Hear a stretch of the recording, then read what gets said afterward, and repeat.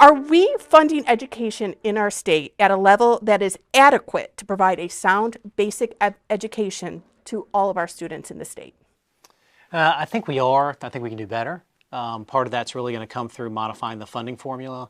And really, when we look at adequacy, we really have to look at outcomes and what we're trying to achieve for all students, whether that student has an IEP or that student is academically gifted. And so in North Carolina right now, we have a resource-based allocation method, and we really need to move, as much of the country has, to a per capita weighted student formula so that we can make sure that we are covering each student at more of a student-centered approach instead of what's called a resource allocation method, which deal with allotments that are much more broad-based and really don't focus on children individually. Okay. Senator, same question to you, Senator Chaudhary.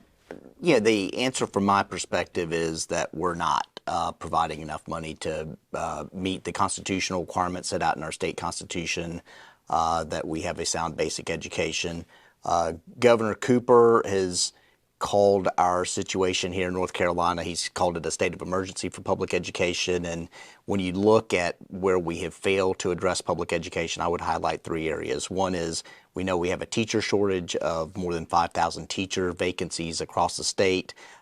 This General Assembly provided roughly a 7% pay increase. Our veteran teachers actually got only a 1.5% pay increase. We've heard even from the Republican House Speaker Moore and the Republican Superintendent Truitt, who have expressed disappointment that our teachers didn't get double-digit pay increases.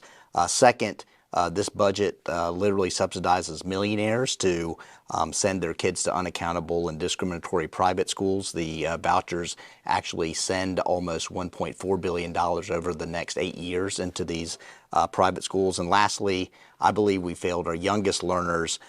We've had several child care centers in Western North Carolina that have closed, leaving kids without child care.